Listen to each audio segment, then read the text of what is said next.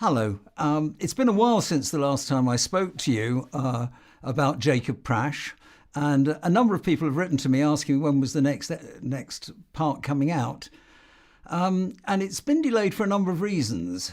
The first thing I need to say is that we are seriously considering various issues about things that Jacob Prasch, David Lister, and others in his organisation have done. And for various reasons, there are some things I'm not going to cover just yet. But don't worry, they will be coming in the future. This is not the end, this is only the middle. When I first got involved with this whole issue, it was really by accident, and it was something that I didn't really know what I was going to find. But what has amazed me is this has actually been so much bigger than I could ever have expected. I thought this was one little spate where tempers had got raised and that Jacob was upset about something, but I found it very hard to believe that a Christian ministry, a man that is meant to be a man of God, could have a history going back years and years and years where he's done exactly the same things, and yet various Christians, ministries have not been prepared to come out and say enough is enough. That has really shocked me. Then we are told of the men who are like women, as Nahum puts it. The homosexual senator of New Jersey, Booker. Booker himself does not deny sexual harassment of a homosexual nature. If you've aborted one of those babies, you, lady, murdered your own child, and God will hold you accountable. Your baby's with the Lord, but you won't be. And it's shocked me because I can't ever remember in the 30-odd years I've worked in the cult field, any cult leader, secular or in any other religious group, that has ever used language that Jacob has used, that's ever told the lies that he has told. But more than that, that has his members believing that he's infallible. I find it hypocritical for Jacob Prasch to say that the Catholics have got it wrong and there's a problem with them because of infallibility of the Pope, when we've actually got Pope Jacob I. Over all the years I've been able to look back at, because lots of people have written to me and told me the background to these things that I didn't know before, that have written to me over and over again about experiences that they've had years ago. The same picture comes out every time, that Jacob doesn't tell the truth. And I'm going to point out, as we go through this, some of the ways that I feel that he doesn't tell the truth. But more than that, he damages Christians and he damages Christian ministries. How anyone in any position of authority can accept this man as a Christian leader when he doesn't seem to be working for Christian unity, certainly not trying to keep unity of the Spirit until, as we read in the New Testament, we achieve unity of the faith. How can this man go on in the way he has? But I'm afraid that very soon this is going to come out into the public domain. Only 3 weeks ago, I was talking to a journalist from one of the big national newspapers who asked me what was going on with Moriel. Now, that rather took me by surprise that this had been picked up by the secular press. And I was asked several questions. Who is he accountable to? Is he part of a denomination where somebody can actually tell him to discipline him, to stop him from being so abusive? Is he part of any confederation of groups like the the EA or anything like that. All I could say was that there is one group, just one group, a confederation of ministers that he's part of. And yet so far, all I've heard from them is absolute silence.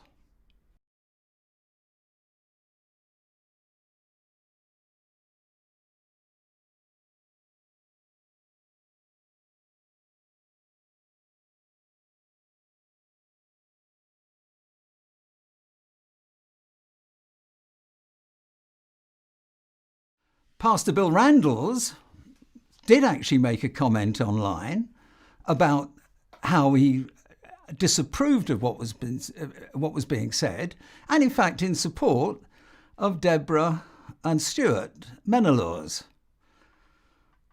Why did he take that down? Why did he remove it from his site? What did Jacob say about it?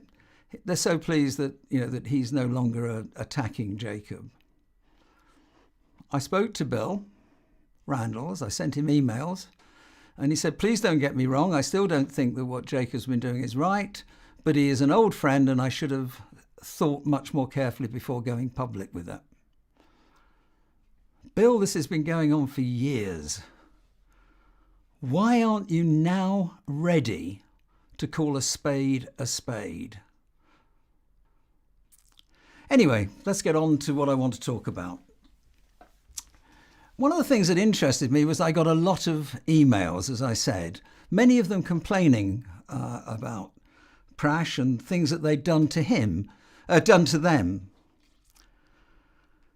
But there were other emails that I got that just totally bemused me, and it made me understand a little bit about the mentality of Prasch and some of his followers.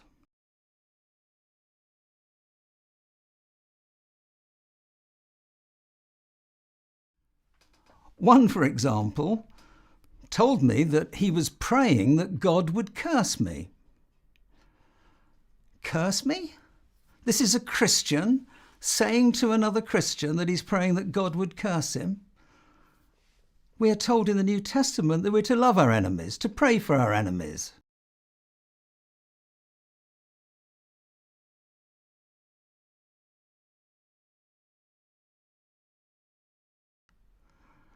This seems to be Jacob's type of language.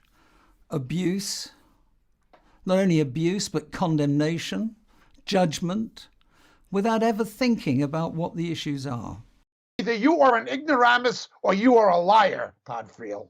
I'm not judging which of the two you are, but for your own sake, I pray to God you're an ignoramus, because if you're not, you're a liar from hell. There's only one of two possibilities, John MacArthur. Either you are a religious liar, or you have somehow morphed into an ignoramus, a historical revisionist who doesn't know what he's talking about. Another person wrote to me a very interesting email. He wrote to me saying that he had done some research and had irrefutable proof that I had been working with a particular person.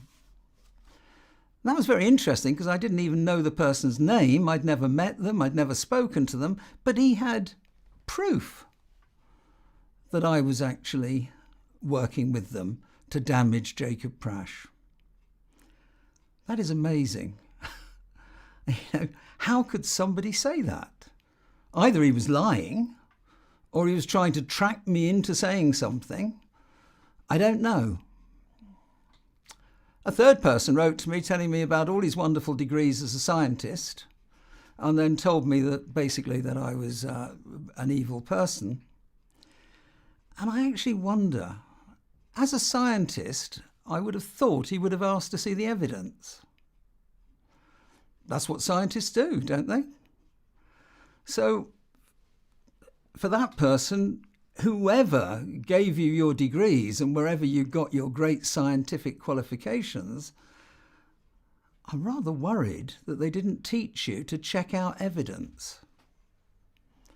And that was an amazing thing.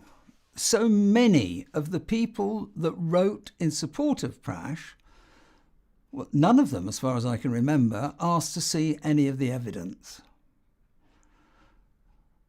I was willing to go on film and say that Jacob Prasch was a hypocrite. And I offered everybody the chance to get evidence from me. In fact, later on I was informed that Stuart Menelaus had invited anyone to come and look at his accounts. But you people that have accepted that that dear brother and sister who are working hard for the kingdom of God, that you accuse of being a hypocrite, a whore for Jesus, and all those other terrible things that were said.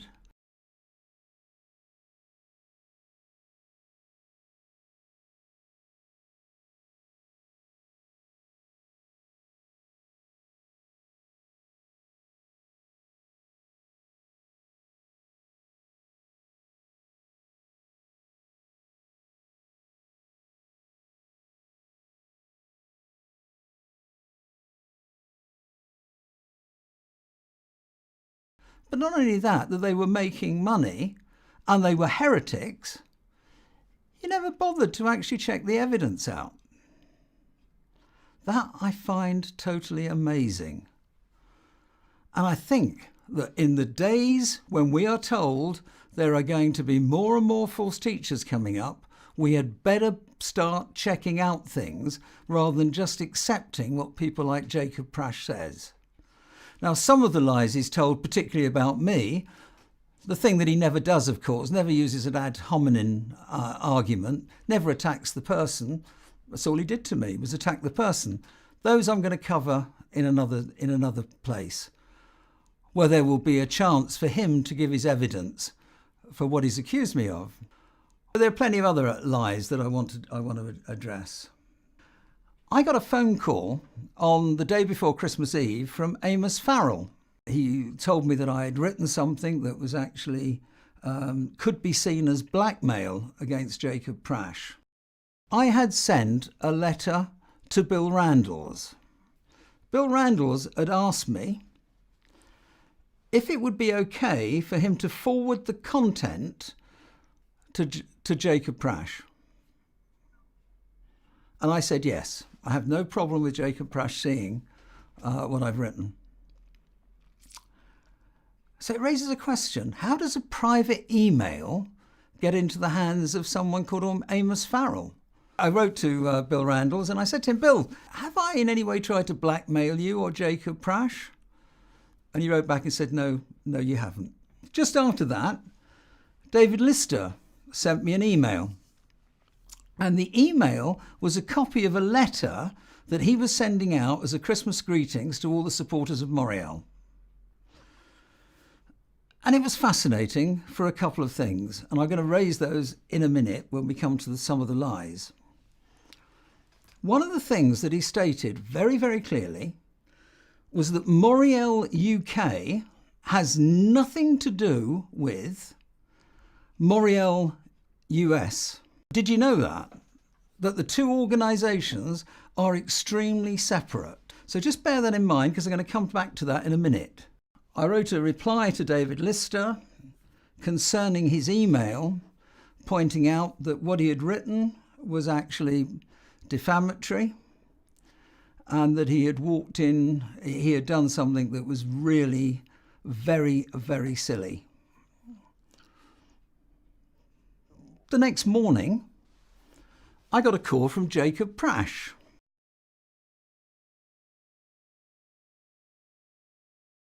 He wanted to know whether I was a Christian. And I said to him that I am not prepared to talk to you. Not prepared to talk to you for one reason. And that is because I have had testimony from people writing to me saying that people in Moriel had a habit of recording people and then misquoting things back in the public domain. And he said, no, I only want to say one thing to you. Are you a Christian? I said, I told you I'm not talking to you. And he then went on to say, well, of course, if you are a Christian, then of course I can't sue you.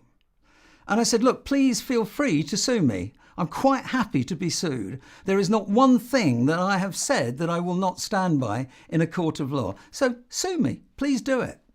I'd be happy for you to sue me.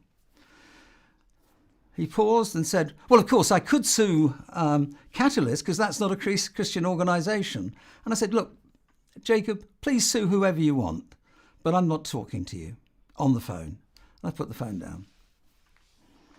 I then sent Jacob Prasch an email via David Lister saying that I was prepared to meet him.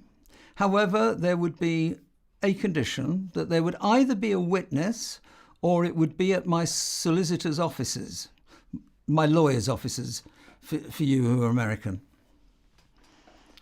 He's never had the courtesy to reply to that. He's just gone definitely silent.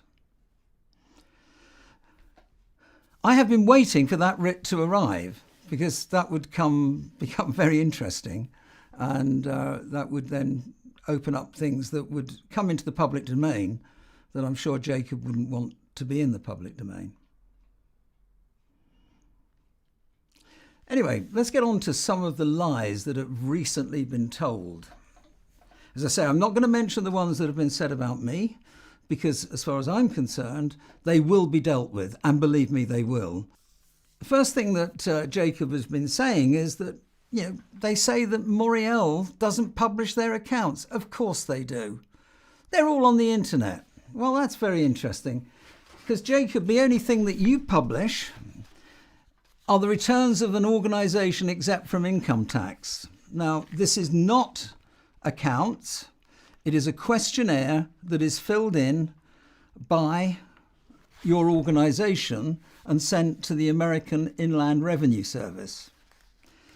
Now, it's actually quite amusing because everything I quoted came from your own documents. You claimed you didn't make any money out of selling books and tapes. Your own paperwork shows it.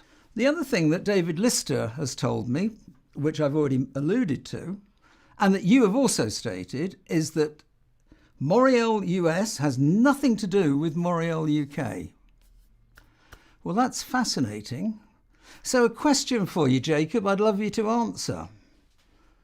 If all your accounts are on the internet, where are the accounts for Moriel UK? They're not published. You're not a charity, so you don't publish your accounts for that. You're not a limited company, so you don't publish your accounts through that.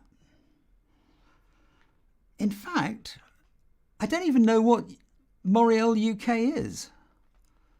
It seems to be a company called Jacob Prasch trading as Moriel. Now, if I'm wrong, Jacob, tell me exactly what UK Moriel is and where your accounts are published, because I'd love to see a copy. And I'd like to say to all you Christians out there, why haven't you asked to see the accounts where the money and ask where the money has gone? And then we come to Moriel Missions, which is the charity arm of Moriel UK. Has a small account, just over £30,000. Yeah, fascinating. You don't even submit accounts to them. Your last document that you gave them that was supposed to be an account was actually a bank statement. It doesn't say anything about where money was spent, where it was received, and what it paid the money out for. So again, any of you that have been giving money to Moriel Missions, do you know where it was spent? I certainly don't. Now, you can point to this, which does have some comments about its missionary work, although it's so vague, you actually wonder what it's about. And you can get a copy of this, and I'll tell you how later. So here we have an organisation that says that they publish their accounts on the internet. where are the accounts? Where are the accounts for Moriel USA? Because these aren't accounts. They don't give any detail. They talk about expenses of, total expenses of $500,000. Now, some of that is, you can actually work out roughly where it comes from, of being grants. That's 126,000. But where does the rest go? I don't take a salary from Moriel. I don't take royalties from my tapes or books or anything like that. I don't say salary from the ministry or royalties for materials and things. Some money comes to my own personal stuff. This is for Jacob, a love offering for Jacob. It's probably, last year was about 90,000 US dollars.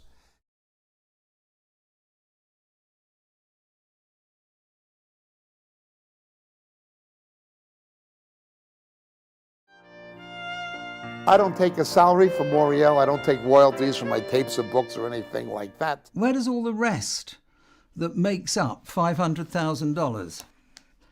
Talks about income, what you and David Lister get. Over £70,000 sterling each, $90,000 each.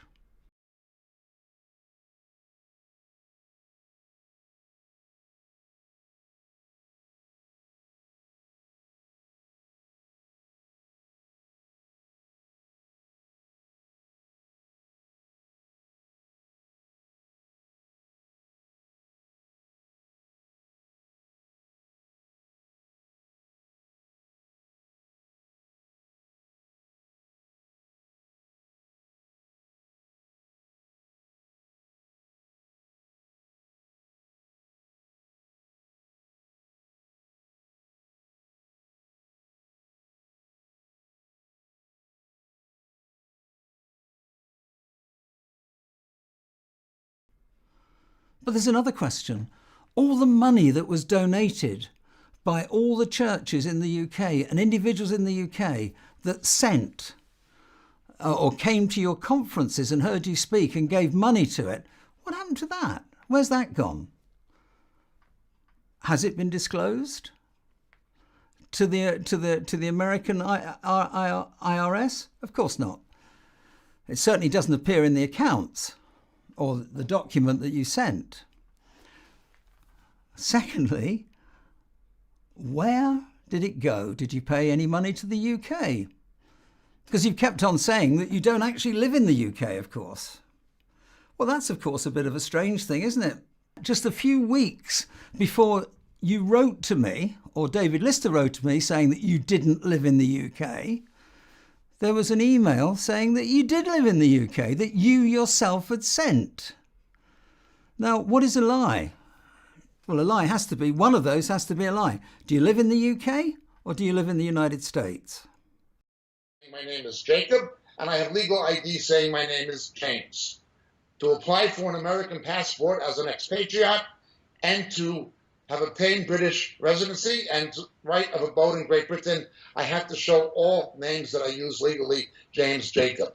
That is my legal name for legal reasons because of my situation of having legal identification from two countries that I have to present both to the American State Department and to the British Home Office. That's my name.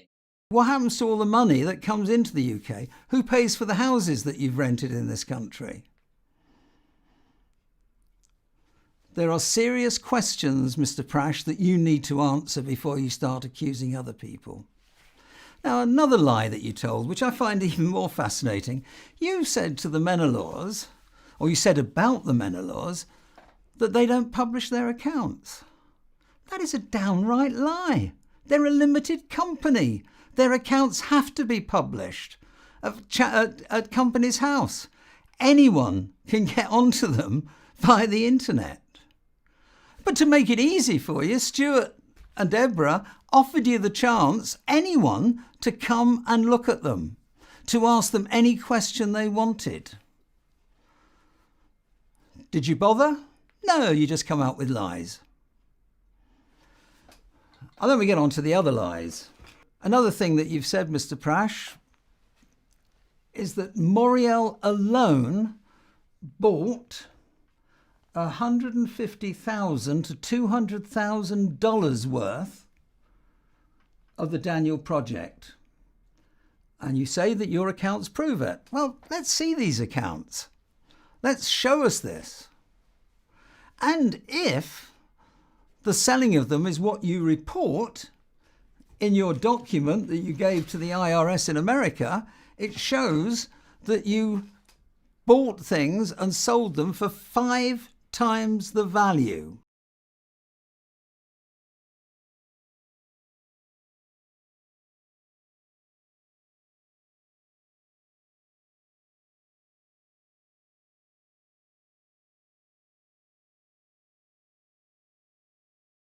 Quick maths on that.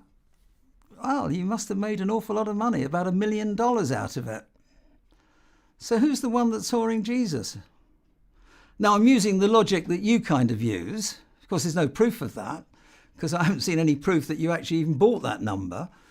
If the accounts, these documents, show that you buy things at 1/5 of what you sell them at, that would be the logic of it. Just same sort of logic you used about Catalyst, used about me. So let's have the figures. Let's show us the information so we can judge. You know, Mr. Prasch, I'm getting very fed up with the way that you talk and the way you rant and you challenge people and you argue about people. Come debate me, Mr. Sizer. Debate me, Mr. Church. Debate me, Hank Hanegraaff. Debate me, Gary Burge. I challenge you to a debate here in California, open to the public in front of a video camera, anytime, any place. You are a pseudo-academic fraud, and I can prove it from the Greek text. You want to debate? Just get a camera and I'll be there. You bigoted phony. And I'm particularly annoyed about the lack of evidence that you ever present. You see, there was an interesting point where you said in one of your videos on YouTube that Deborah Menelaus was reported to you as having said something at a conference. You said that 2 people came to you, 2 women, and they told you what Deborah had said at that conference. And this was your argument, and you said it very clearly. You said, I have no evidence that she said it, but I believe those women. Right? I believe those women.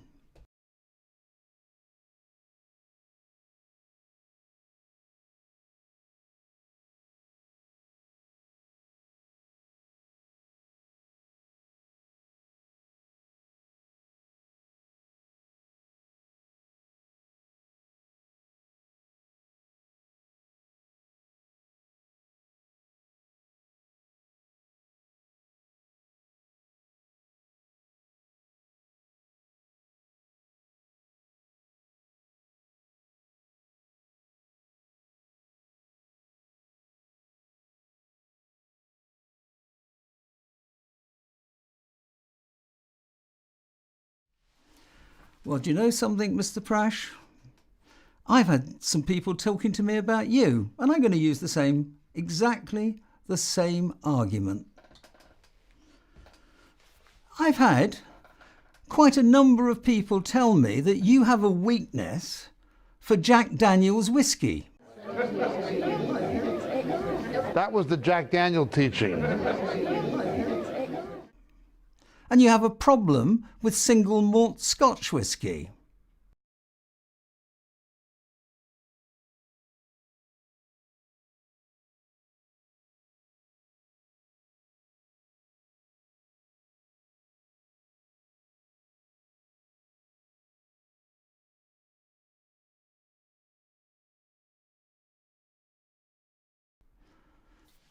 Now, I don't know whether, I've got no proof, I wasn't there when you drank it, but I've got people that say they were there when you did. So on your level of proof, it must be true. I can't believe these people would lie about you. A second thing that I've been told, exactly the same as you've talked about other people like Deborah and Stuart, you've said that people have told you you don't have the evidence. Well, people told me, women told me, got in contact and said that you have a habit of getting very close to people, certain women, and have made them feel very uncomfortable. No, I don't know that it's true. People have told me. Of course, it has to be true. They're good Christian women. Why would they lie about it? See, Mr. Prasch, I have come to the conclusion in looking at everything that I've looked at that you just lie over and over and over again. When I agreed to do the Daniel Project and the Daniel connection that was extrapolated from it using footage of me, that film documentary was essentially structured around my narration. Now, many of you will probably know us best as a film production company for this film called The Daniel Project, which is about Bible prophecy. Stuart, I think you're going to have a little surprise for the viewers, though. Well, we had to put together a trailer before the actual production was made so that you could be able to find a distributor at Cannes in France. And so here's a very early trailer that was put together back in 2004.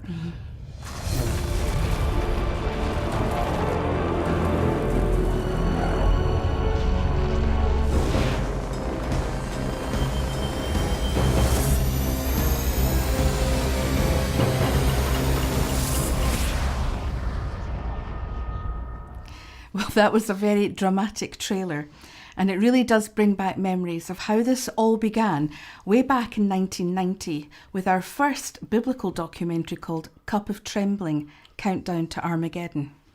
And before we show you a clip, it was transferred eventually to DVD, although it's only in a standard definition format. But you might like to know that originally, here's the original video format. And if you want to hold that, Deb, I'm going to compare it with the masters that we used to have to work with back in those days. And here it is. And so that was a kind of technology way back in 1990. But here we have a clip for you, and we wonder if you can recognise two particular people in this clip. Two young things. After much research into the subject, a Scottish documentary team set out to see if these end-time prophecies could actually come to pass. Keeping to a literal interpretation of the Bible, their investigation has led to an astonishing parallel between today's world events and the signs of the end of the age. Before we could even begin to look at what the Bible had to say concerning the end-time prophecies, we had to ask ourselves the question, is what we're reading accurate? Are the documents valid?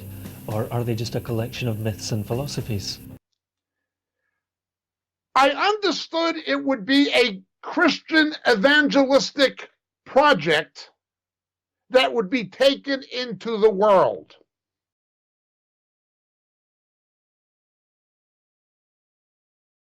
I agreed to do it gratis, pro bono, no money.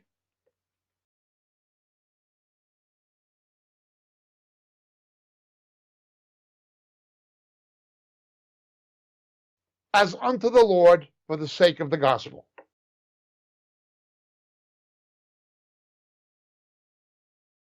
No problem signing an agreement to do that.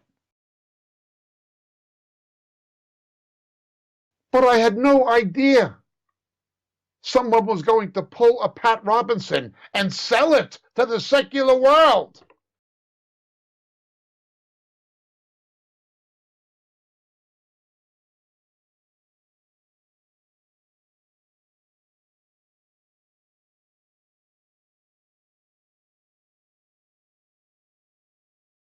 To go to Hollywood or wherever they did, sell it.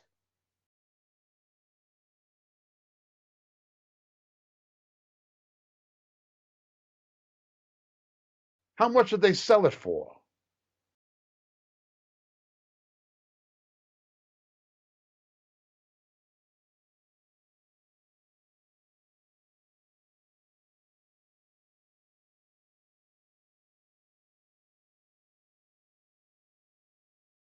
I had no problem selling as many of the DVDs as I could.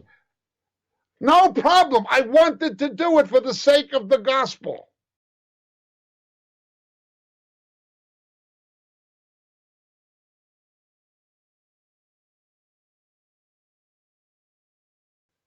By all means, bring it into the world, market it. Distribution, circulation.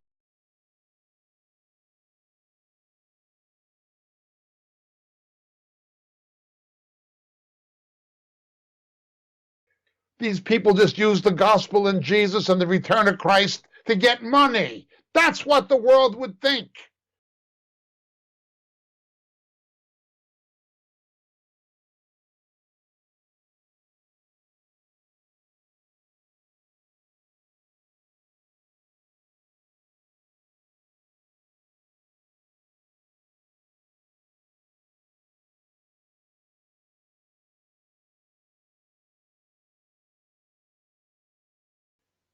Whatever you paid, Mr. Hitchens, I want to be paid the same amount, only I don't want the money. Give it to Barnabas Trust. Give it to the Barnabas Fund to help persecuted Christians in Islamic and other countries. I don't want a penny.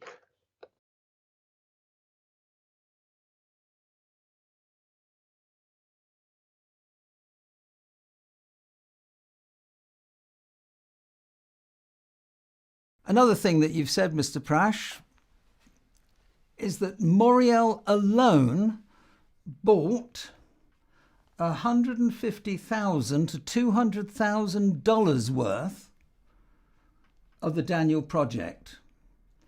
And you say that your accounts prove it. Well, let's see these accounts. Let's show us this. And if the selling of them is what you report in your document that you gave to the IRS in America, it shows that you bought things and sold them for 5 times the value. Sell it to the world?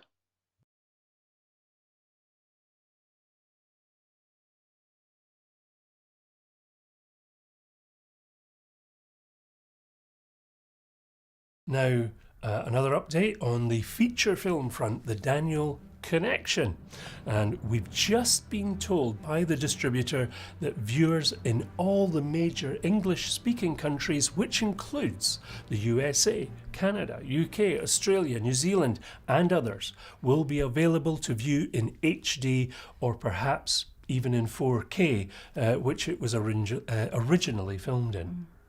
Now, we're still awaiting the actual details, but the film will certainly join the many other films out there dealing with apocalyptic events, although the Daniel Connection clearly points to the Bible as the place to investigate regarding the big questions about life and death in this broken world in which we live. Mm-hmm.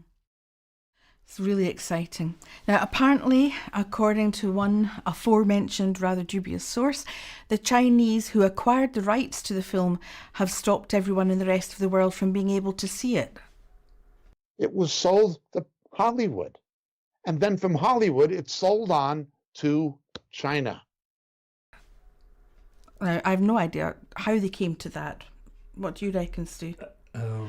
Clearly, that's a simple lesson in regard to how unwise it is to listen to dubious sources. Anyway, we look forward to seeing how it will be received. Certainly, we've had many emails from Christians who've used the film in evangelistic outreach with some wonderful accounts of the positive impact that it's had in getting people to open up and discuss biblical matters and ultimately to discuss the question, is there a God? And how should one respond to what the Bible instructs? And I think, Stuart, we have that everlasting memory of the English premiere, the theatre, when a man actually gave his heart to the Lord that night. He was an atheist and he believed that God had spoken to him to come to the theatre and watch the film. And that was really, really humbling. And by the way, folks, we've never claimed it to be a great big A-list movie. But it's a good wee film for what it is, and it's had some very good reviews. Very timely just now, because it's actually things happening out there in the Middle East, things happening in the news. They're on the film. Yeah.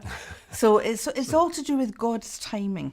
So talking of which, so let's take a break from the updates and we'll see what's been happening on our Daniel Project Signs of the Times Facebook. I did that to see unsaved people get saved.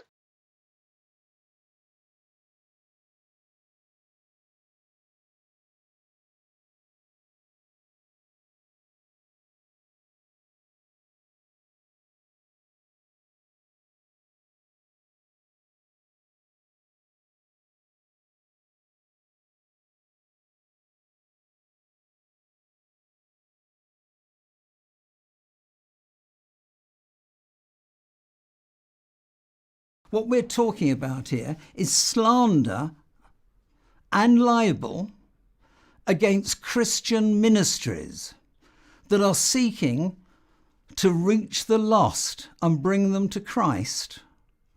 And you, Mr. Prasch, lie about them. And you never give your evidence.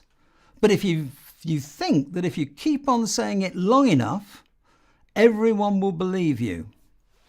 And the amazing thing is, from some of the emails I received from some of your followers, they clearly do believe you. They clearly have never thought that you could possibly be wrong.